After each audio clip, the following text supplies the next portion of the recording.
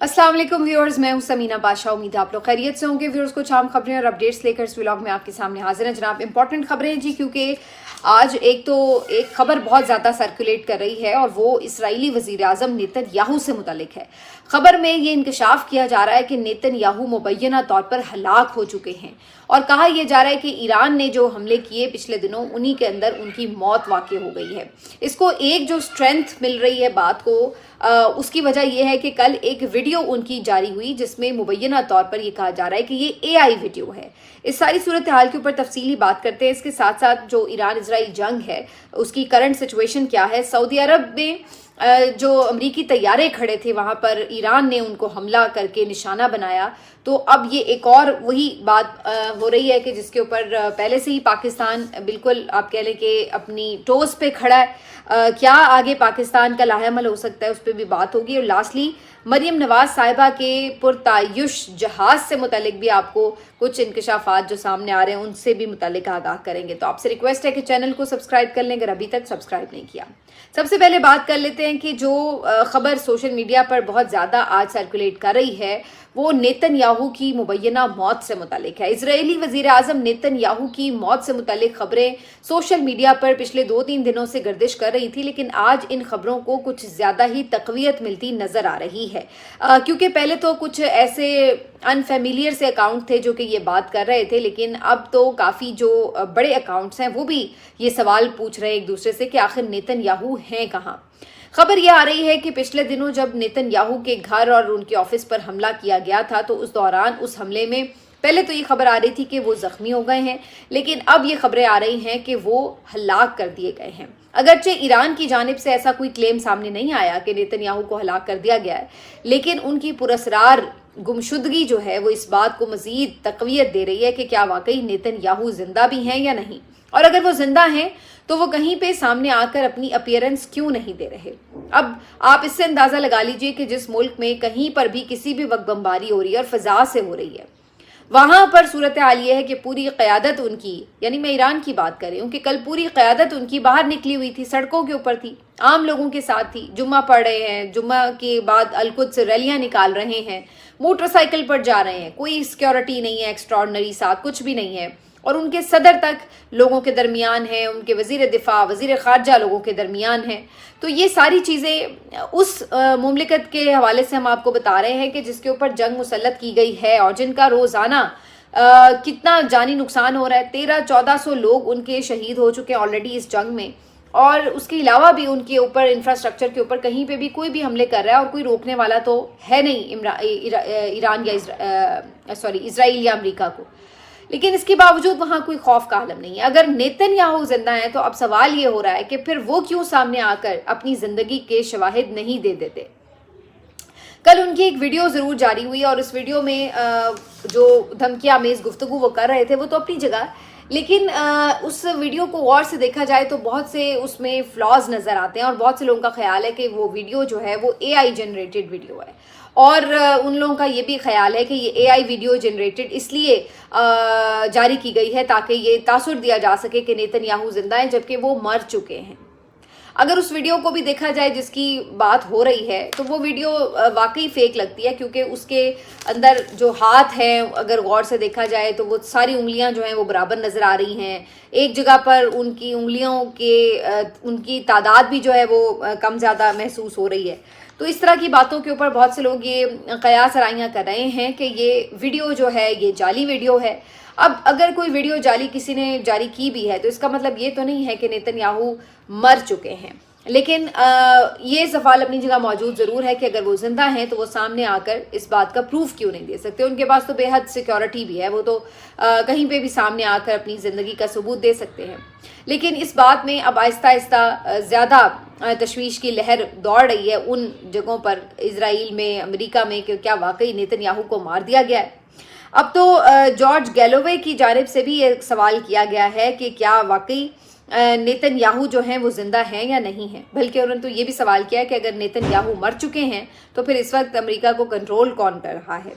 इसके साथ साथ एक और नॉर्थ कोरियन स्टेट टेलीविज़न जो है उसके ऊपर भी उनकी मरने की खबर जो है वो चली है। اور اسی طرح کچھ اور بھی ایسی جگہ پہ کچھ بات ہو رہی ہے، ایسے اکاؤنٹس کے اوپر بات ہو رہی ہے جو کہ ویسے تو بہت اوتھینٹک نہیں ہے، لیکن بہرحال یہ بات چل رہی ہے کہ نیتن یاہو کو مار دیا گیا ہے۔ اگر تو واقعی نیتن یاہو کی ہلاکت ہو گئی ہے ان حملوں میں تو یقینی طور پر یہ ایک بہت بڑی خبر ہے، اور میرا خیال ہے کہ اگر یہ خبر کی تصدیق ہوتی ہے تو شاید اس سے بڑی اس وقت کوئی خبر نہ ہو، کیونکہ یہ بیسیکلی جو جنگ تھی ساری، یہ تو شروع ہی نیتن یاہو کے کہنے پر کی گئی تھی۔ امریکہ کا تو براہ راست کوئی تعلق نہیں تھا اس جنگ کے ساتھ، اور نہ ہی امریکہ کو کوئی خطرہ تھا ایران سے، لیکن نیتن یاہو کے کہنے کے اوپر یہ جنگ جو ہے وہ شروع کی گئی۔ لیکن دوسری طرف اگر آپ اسرائیل کے اٹیکس دیکھیں جو کہ ایران پہ بھی جاری ہیں، لبنان پہ بھی جاری ہیں، ابھی ایک تازہ خبر کے مطابق لبنان میں جو اٹیک کیا گیا وہاں پر 12 ڈاکٹرز اور پیرامیڈیکل سٹاف کے لوگ جو ہیں وہ شہید کر دیے گئے ہیں۔ تو جس انداز سے ان کی ابھی تک کارروائیاں جاری ہیں اس سے لگ تو نہیں رہا کہ کوئی چین آف کمانڈ ٹوٹی ہے، لیکن بظاہر یہ خبر غلط ہی ثابت ہوگی، کیونکہ اگر ایسا ہوا ہوتا تو ابھی تک اس کی تصدیق ہو جاتی۔ لیکن اس نے ایک دلچسپی ضرور لوگوں کی بڑھا دی ہے کہ آخر نیتن یاہو پھر کہاں ہیں، اگر وہ زندہ ہیں تو وہ سامنے کیوں نہیں آتے۔ دوسری طرف ایران اسرائیل جنگ کی اگر ہم بات کریں تو اس وقت بھی جو ایران ہے اس پہ سب سے زیادہ غم و غصہ ان کے اندر اس لیے پایا جا رہا ہے کیونکہ امریکہ کی طرف سے جو ایک ان کا جزیرہ ہے ایران کا خارگ، اس کو نشانہ بنایا گیا ہے۔ یہ جو خارگ جزیرہ ہے یہ ایک بہت بڑا جزیرہ تو نہیں تھا، لیکن یہ بہت اہم جزیرہ ضرور تھا۔ اس جزیرے سے متعلق آپ کو بتائیں کہ یہاں پر سب سے زیادہ جو ان کا آئل ایکسپورٹ کرنے کا کام ہے اور اس سے متعلق جو تنصیبات ہیں وہ اس جزیرے پر موجود تھیں، جنہیں مبینہ طور پر نشانہ بنایا گیا۔ یہ بھی بتایا جا رہا ہے کہ جو زیادہ تر ابھی انہوں نے ہٹ کی ہیں جگہ، وہاں پر بہت جو مین ان کا انفراسٹرکچر ہے وہ خراب نہیں ہوا، لیکن اس کے باوجود ٹرمپ کی جانب سے یہ اشارہ دیا گیا ہے کہ ہم آگے بڑھ کر اب تیل کی جو تنصیبات ہیں اس کے اوپر حملہ کر سکتے ہیں۔ ابھی تک یہی کہا گیا ہے کہ جو وہاں پر فوجی موجود تھے یا فوجی وہاں پہ ان کا تنصیبات تھیں ان کو نشانہ بنایا گیا، لیکن تیل کی تنصیبات کو بھی نشانہ نہیں بنایا گیا۔ لیکن دوسری طرف ایران نے بھی اس بات کے لیے واضح طور پر خبردار کر دیا ہے کہ اگر ان کی تیل کی تنصیبات کو نشانہ بنایا گیا تو پھر کسی کو بھی تیل ملے گا نہیں، کیونکہ انہوں نے یہ واضح طور پر کہہ دیا ہے کہ پھر خلیج کے اندر بھی جتنے ممالک ہیں جہاں جہاں پہ بھی تیل کی تنصیبات ہیں پھر ہم بھی وہاں وہاں نشانہ بنائیں گے، اور اس کے بعد اگر تیل کی کمی ہو جاتی ہے دنیا بھر میں تو آپ اندازہ لگا لیں کہ پھر دنیا کی معیشت کھڑی کہاں ہوگی، تیل کی پرائس کہاں جائیں گی اور کس طرح سے یہ معیشت جو ہے وہ سنبھلے گی۔ تو اب یہ ایک بہت ہی خطرناک موڑ ہے، اگر اس کے اوپر ڈونلڈ ٹرمپ آگے مزید بڑھتے ہیں تو یہ خاصی پریشان کن صورتحال بن سکتی ہے۔ خارگ ایران کی تیل کی تقریباً 90% برآمدات کا ٹرمینل ہے، اور یہ بھی بتایا جا رہا ہے کہ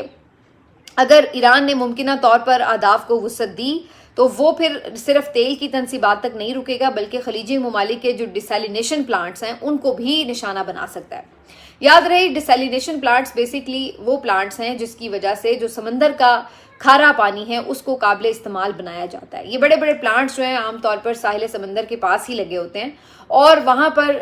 ان کو قابل استعمال پانی میں بدلا جاتا ہے۔ یہ زیادہ تر ایسے علاقوں میں ہی ہوتا ہے جہاں پہ سمندر تو ہے لیکن میٹھا پانی زمین کا دستیاب نہیں، صحرا وغیرہ ہیں۔ تو جو زیادہ تر آپ کی گلف کنٹریز ہیں وہاں پر اس طرح کے ڈیسیلینیشن پلانٹس جو ہیں وہ نظر آتے ہیں۔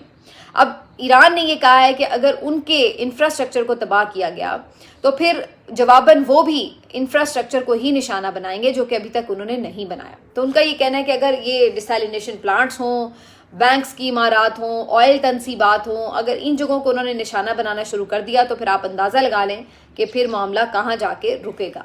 تو اب یہ دونوں طرف سے جو ہے ایک بڑی خوفناک صورتحال جنم لے چکی ہے۔ دوسری طرف یہ بھی خبریں آ رہی ہیں کہ خاص طور پر ٹرمپ کو اس بات کے لیے اب مشورہ دیا جا رہا ہے کہ آپ وکٹری کا اعلان کر دیں، وکٹری کا اعلان کر کے آپ ایران سے نکلنے کی کریں، کیونکہ اسی میں آپ کی بہتری ہے۔ کوئی بھی آپ اپنے اہداف کے حوالے سے اعلان کر دیں کہ چونکہ ہم نے یہ پورے کر لیے لہٰذا اب ہم جا رہے ہیں۔ آپ کہہ دیں کہ ہم نے جی ایرانی جو میزائل سسٹم ہے، جو ان کا نیوکلیئر پاور کا اختیار تھا وہ سارا ختم کر دیا ہے، ان کی جو آیت اللہ خامنائی ہے ان کی ٹاپ ٹیئر جو لیڈرشپ ہے اس کو ہم نے ختم کر دیا، ہمارے اہداف پورے ہو گئے، ہم جا رہے ہیں۔ لیکن ٹرمپ ابھی اس موڈ میں نظر نہیں آ رہے، وہ سمجھتے ہیں کہ شاید انہیں کوئی اور مزید بڑی کامیابی یہاں پر دکھانے کے لیے چاہیے، ورنہ انہیں سیاسی طور پر اپنے ملک کے اندر اس پوری ایڈونچر کا شدید نقصان اٹھانا پڑ سکتا ہے۔ لیکن اب دیکھنا یہ ہے کہ کیا وہ واقعی اس ساری صورتحال سے وڈرا کرنے کے لیے تیار ہوں گے۔ جبکہ دوسری طرف یہ بڑی خبر ہے کہ امریکہ کے 5 طیارے 5 طیارے جو ہیں وہ نشانہ بنائے گئے ہیں ایران کی طرف سے۔ خبر یہ ہے کہ یہ طیارے جو تھے ری فیولنگ کے لیے سعودی عرب کے ایئرپورٹس پر موجود تھے، بیسز پر جو وہاں پر موجود ہیں، امریکہ کی بیسز وہاں پر موجود تھے، اور انہیں نشانہ بنایا گیا ہے جس پہ یہ 5 طیارے جو ہیں وہ تقریباً ضائع ہو چکے ہیں۔ اچھا، اب یہ بڑی مزیدار بات ہے کہ وہ ڈونلڈ ٹرمپ جو بات پر طیارے گن کر بتاتے تھے کہ جی پاکستان اور انڈیا کی جنگ میں طیارے گر گئے اور اتنے بیوٹیفل پلینز جو تھے وہ اتنے مہنگے پلینز تھے جن کا نقصان ہوا، اب ان کے اپنے طیاروں کی تعداد بھی تقریباً لگ بھگ اتنی ہو چکی ہے جتنی کہ وہ کلیم کرتے تھے کہ انڈیا کے طیارے گرے ہیں۔ ویسے تو اس میں اضافہ کرتے چلے جاتے ہیں، لیکن اب آپ دیکھیے تو پہلے بھی 3 طیاروں سے متعلق خبر آئی تھی، 2-4 دن پہلے ایک طیارے سے متعلق پتہ چلا کہ وہ بھی گرا ہے، اور اب 5 طیارے جو ری فیولنگ کے لیے موجود تھے وہ بھی طیارے جو ہیں وہ تباہ ہونے کی خبر آئی ہے۔ تو یہ تقریباً 10 کے آس پاس طیارے جو ہیں وہ امریکہ کے اس پورے ایڈونچر کے دوران نقصان اٹھا چکے ہیں۔ اب اس ساری صورتحال کے بعد چونکہ اب یہ طیارے سعودی عربیہ کی ٹیریٹری میں موجود تھے اور وہاں پہ نشانہ بنائے گئے ہیں، تو اب یہ پھر سوال آئے گا کہ کیا دوبارہ سے سعودی عرب پاکستان کے اوپر کوئی پریشر ڈالے گا کہ اب جناب دیکھیے یہ ہماری ٹیریٹری کے اوپر جو ہے یہ حملے کر رہے ہیں، لہٰذا آپ کوئی جواب دیں، جبکہ انہوں نے سعودیہ کی کسی چیز کو نقصان نہیں پہنچایا، انہوں نے تو امریکی طیاروں کو نقصان پہنچایا۔ تو یہ ایک اب عجیب ہم سچویشن میں جو ہے وہ پھنسے ہوئے ہیں۔ اب یہ کتنی دیر پھنسے رہتے ہیں، کتنی دیر اس میں نیوٹرل رہتا ہے پاکستان، یہ کہنا قبل از وقت ہے، لیکن یہ سچویشن اس وقت بہرحال جاری و ساری ہے۔ آخر میں تھوڑی بات کر لیتے ہیں کہ اس وقت جو صورتحال ہے جناب پاکستان میں، آپ کو پتہ ہے پیٹرول پرائس بڑھے ہیں اور آسٹیرٹی ڈرائیوز کی بات ہو رہی ہے، اسکول پاکستان کے مختلف صوبوں میں بند کیے گئے ہیں کہ جی ہم پیٹرول بچا رہے ہیں، اور ایسے میں یہ خبر آ رہی تھی کہ مریم نواز صاحبہ نے جو حال ہی میں ایک پرتعیش طیارہ خریدا،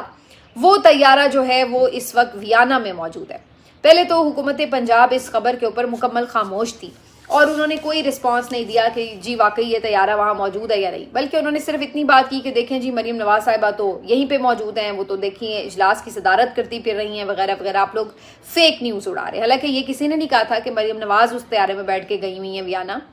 یہ کہا گیا تھا کہ ان کا طیارہ جو ہے وہ ویانا میں گیا ہے، اور اس کے بعد یہ بھی خبریں آنے لگی کہ یورپ کی اور کنٹریز میں بھی اس طیارے کو دیکھا گیا ہے، اس کی پرواز جو ہے وہاں پہ اڑان جو ہے وہ دیکھی گئی ہے۔ اب اس سے متعلق ابھی تک حکومت پنجاب کا کوئی آفیشیل موقف تو نہیں آیا کہ باقی جگہوں پر طیارہ کیا کر رہا ہے، لیکن ویانا سے متعلق العظمہ بخاری صاحبہ نے یہ بات کہی کہ جی وہ تو ایک ریگولر جو مینٹیننس چیک اپ ہوتا ہے اس کے لیے وہاں پر گیا ہوا ہے۔ اب ویسے یہ بھی بڑی حیران کن بات تھی کہ ابھی تو آپ نے طیارہ لیے 10-20 دن نہیں ہوئے اور ابھی سے ہی اس کو فوراً سے ایک مینٹیننس کی ضرورت پڑ گئی، ایک چیک اپ کی ضرورت پڑ گئی، مطلب تھوڑا سا اس کا جو ایک استعمال ہو جاتا ہے اس کے بعد آپ کہتے ہیں کہ جی آپ کو اس کو ایک مینٹیننس کے لیے چیک اپ کروانا ضروری ہے۔ لیکن اتنی جلدی طیارے کی کیا ضرورت پیش آئی کہ آپ نے اسے ویانا بھیج دیا اتنے پیسے لگا کر کہ جاؤ جی اس کی ایک ریگولر مینٹیننس جو ہے اس کا ایک چیک اپ ہو جائے۔ تو اس کے بعد یہ خبر تو عظمہ بخاری صاحبہ نے دبانے کی کوشش کی یہ کہہ کر، لیکن اب ایک اس کے بارے میں دلچسپ خبر جو ہے مختلف صحافی بتا رہے ہیں، جن میں ایک اہم صحافی محمد وقاص صاحب بھی ہیں، جنہوں نے یہ کلیم کیا ہے کہ بیسکلی یہ طیارہ خالی نہیں گیا ہوا اور نہ یہ کوئی ریگولر مینٹیننس کے چیک اپ کے لیے گیا ہوا ہے، بلکہ ان کا یہ کلیم ہے کہ اس طیارے میں مریم نواز صاحبہ کے صاحبزادے جنید صفدر اور ان کی بہو صاحبہ جن کی ابھی حال ہی میں شادی ہوئی تھی، یہ کپل جو ہے وہ اس وقت اس طیارے کو استعمال کر رہا ہے، اور یہ طیارہ جو ہے اس وقت ان کو سیر و تفریح کے لیے پہلے ویانا اور پھر باقی کنٹریز میں لے کر جا رہا ہے۔ اب یہ ایک بہت ہی حیرت انگیز خبر ہے کہ کیا آپ نے جس جہاز کے متعلق یہ ایکسپلینیشن دی کہ جی یہ تو سرکاری جہاز ہے، یہ کوئی مریم نواز نے ذاتی جہاز تھوڑی خریدا ہے اور یہ کوئی جاتی عمرہ میں تھوڑی کھڑا ہوا ہوگا، تو آپ تو اس وقت یہ اس کی توجیہ دے رہے تھے۔ اب وہ سرکاری جہاز اگر واقعتاً یہ خبر درست ہے تو پھر کس طرح سے مریم نواز صاحبہ کی فیملی کے استعمال میں، وہ کس کیپیسٹی میں، کس حیثیت میں اس طیارے کو استعمال کر رہے ہیں، جبکہ یہ طیارہ کوئی ذاتی پیسوں سے خریدا گیا شریف فیملی کا طیارہ تو نہیں ہے، یہ تو آپ نے ٹیکس پیئر کے پیسوں سے طیارہ خریدا، پنجاب حکومت کے بجٹ سے یہ طیارہ خریدا۔ تو جب آپ نے سرکاری خزانے سے یہ طیارہ خریدا تو پھر اس کا استعمال جو ہے وہ ذاتی طور پر کیسے کیا جا سکتا ہے؟ اگرچہ میں پھر یہ بات کہوں گی کہ ابھی اس کی کنفرمیشن ضروری ہے، کیونکہ اس پہ آفیشیل موقف تو ابھی تک کوئی نہیں آیا کہ واقعی یہ طیارہ جنید صفدر کے استعمال میں ہے یا نہیں ہے، لیکن سوال اپنی جگہ پر موجود رہے گا کہ پھر اگر ایسا نہیں ہے تو پھر طیارہ ویانا میں کیوں کر گیا؟ اور اگر جنید صفدر صاحب واقعی، کچھ لوگ ابھی اس کے اوپر وہ باتیں کر رہے ہیں سوشل میڈیا پر کہ جی وہ تو ہنی مون منانے کے لیے گئے ہوئے ہیں، کپل جو ہے وہ یہاں پہ ہنی مون منا رہا ہے مہنگے ترین طیارے میں، اور آپ اندازہ لگائیں کہ اس کی ایک فلائٹ جو ہے وہ کتنے کروڑوں میں پڑتی ہے پاکستانی عوام کو، تو آپ ایک طرف لوگوں کو یہ کہہ رہے ہیں کہ آپ اسکول بند کر دیں، پڑھائیاں بند کر کے گھروں میں بیٹھ جائیں، آپ جناب مہنگا پیٹرول خریدیں، اگر کہیں جانا ہے آپ کو 55 روپے کا آپ کو ٹیکہ اضافی ساتھ لگایا گیا ہے، تو ایک طرف آپ کی بھوکی ننگی عوام کا یہ حال ہے، تو دوسری طرف آپ اپنے اخراجات میں کمی کرنے کے بجائے آپ کے معاملات اس حد تک ہیں کہ آپ کی فیملی ممبرز جو ہیں وہ سرکاری طیارہ جو ہے وہ استعمال کر رہے ہیں، کس کی کاسٹ کے اوپر؟ تو یہ امید ہے کہ پنجاب حکومت اس کے اوپر جواب دے گی، اگرچہ ان سے کوئی سچ کا جواب آنا تو بڑا مشکل میرا خیال ہے مرحلہ ہے، جس کے اوپر ایکسپیکٹ ہی کرنا بڑا مشکل بات ہے، کیونکہ ہمیشہ یہ بات کو گھما پھرا کے جھوٹ بولتے ہیں۔ پہلے بھی انہوں نے کہا تھا یہ تو ایئر پنجاب کا طیارہ ہے، بعد میں پھر ماننا پڑا کہ نہیں جی یہ تو سرکاری طیارہ لیا ہے، اور پھر اس کے بعد جب اس کے اخراجات کی بات آئی تو تب کہنے لگے کہ نہیں اتنے نہیں ہیں، پھر کہنے لگے ہاں ہیں، تو پھر کیا ہوا، اتنا بڑا ہمارا بجٹ ہے۔ تو یہ بار بار بات کو چھپانے کی کوشش کرتے ہیں، جھوٹ بولتے ہیں، لیکن اس کے بعد پھر کہیں نہ کہیں پکڑے جاتے ہیں، پھر منہ سے انہیں اعتراف بھی کرنا پڑتا ہے اور پھر اس کا دفاع بھی کرتے ہیں کہ جی ہے تو ہے، ہم ایسا ہی کریں گے۔ تو اب دیکھتے ہیں اس معاملے کے اوپر فردر کیا ایکسپلینیشن جو ہے وہ سامنے آتی ہے۔